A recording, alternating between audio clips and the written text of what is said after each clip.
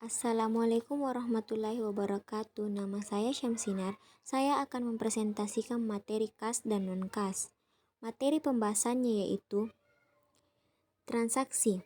Transaksi adalah suatu kegiatan yang dilakukan dan selalu diikuti dengan alat bukti. Kegunaan bukti adalah untuk memastikan keabsahan transaksi yang dicatat.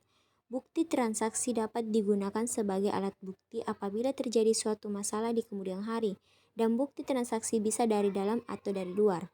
Bukti transaksi yang berasal dari luar lebih kuat dibandingkan bukti transaksi dari dalam koperasi sendiri. Yang termasuk bukti transaksi adalah yang pertama, slip setoran atau bukti penerimaan kas atau BKM. Yang kedua, slip pengambilan atau bukti pengeluaran kas atau BKK. Dan yang ketiga, bukti transaksi di luar setoran dan pengambilan tabungan dan simpanan. Selanjutnya, kas dan non-kas. Kas adalah alat pembayaran yang sah dan sah digunakan secara bebas untuk membiayai kegiatan umum KJK.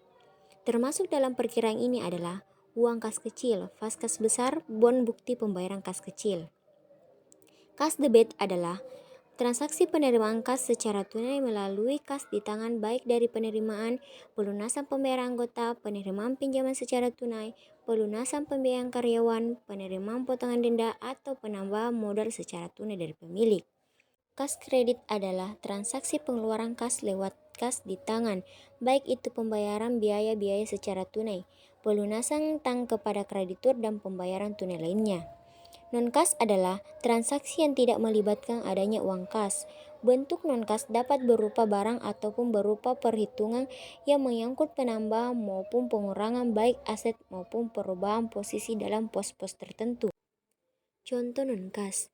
Yang pertama, non-kas antara lain berupa pembelian barang atau peralatan kantor secara kredit, sumbangan atau hibah dan sejenisnya dalam bentuk barang. Yang kedua, non-kas berupa perhitungan perubahan posisi pos-pos tertentu seperti perhitungan penyusutan aktivitas tetap pada akhir tahun, perhitungan penyisihan piutang, perhitungan pembagian SHU sesuai keputusan RAT anggota, dan lain-lain. 1. Mempersiapkan pekerjaan. Dalam melaksanakan kegiatan transaksi kas dan non-kas perlu perhatian dari kasir atau teller hal-hal sebagai berikut. Mengidentifikasikan dokumen pendukung. Kasir atau teller harus melakukan mengidentifikasi dokumen pendukung, yaitu 1. Bukti kas masuk atau BKM. 2. Bukti kas keluar atau BKK. Juru buku atau bagian akuntansi mengidentifikasi dokumen pendukung, kemudian menyiapkan bukti memorial atau BM. Menyiapkan bukti kas dan bukti umum atau memorial.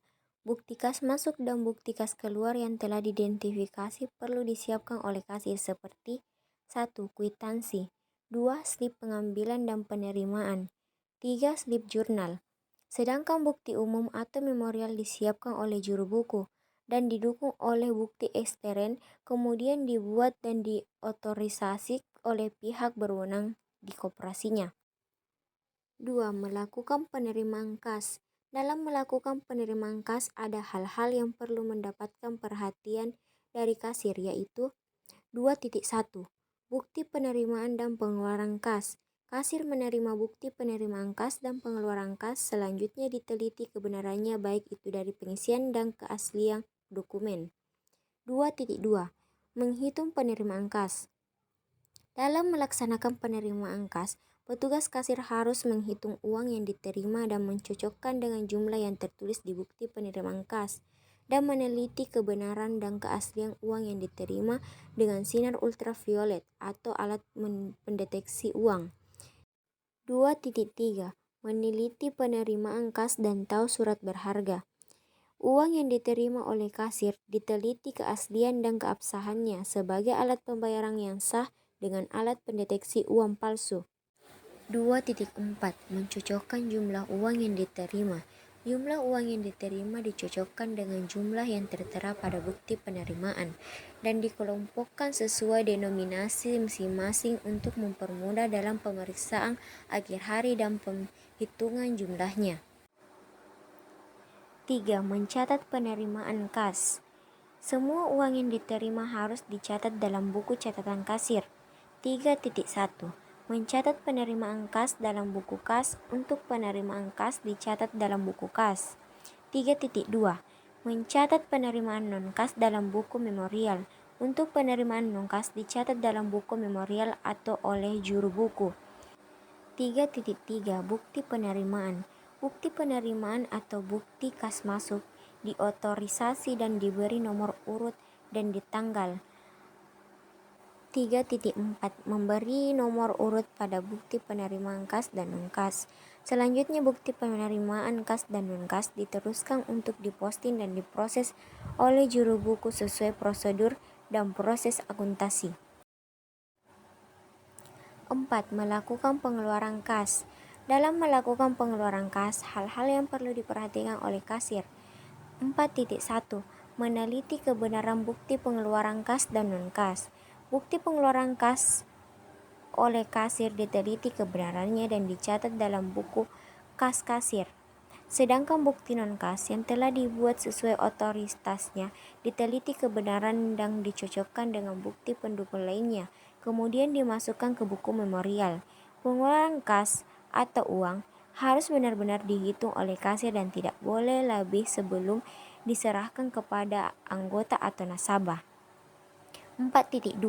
Menghitung pengeluaran kas dan surat berharga. Pengeluaran kas dan surat berharga dihitung dan diteliti keaslian dan keabsahannya sebagai alat pembayaran yang sah. 4.3. Meneliti keabsahan pengeluaran kas dan surat berharga sebagai alat pembayaran yang sah.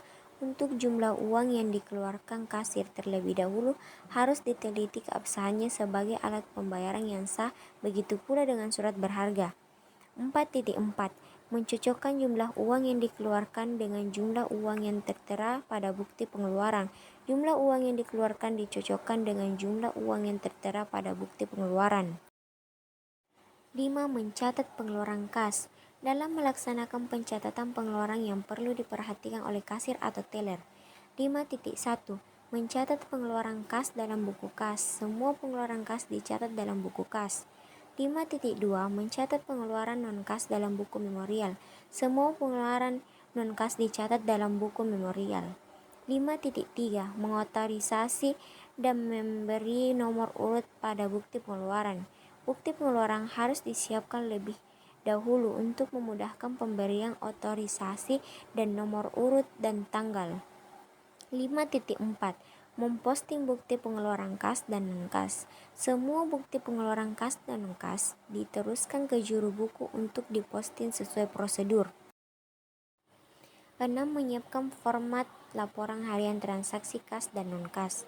Sebelum transaksi kas dan non-kas ditutup, terlebih dahulu kasir harus meneliti kembali catatan pada buku kas bahwa saldo terakhir cocok dengan uang yang ada di kas dan dihitung kembali jumlah uang yang ada di kasir harus sesuai dengan jumlah maksimum yang telah ditentukan dan diputuskan oleh atasan langsung kasir.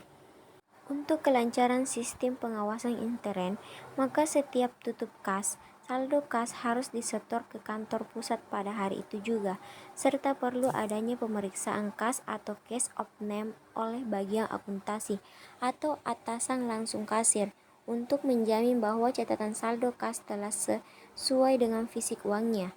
Hasil penghitungan kas ditandatangani pemegang kas, penghitung dan pemeriksa. Setelah selesai dihitung, bukti-bukti penerimaan kas dan pengeluaran kas serta uang tunai dikembalikan ke kasir umum dan dibuat laporan kas sesuai buku kas.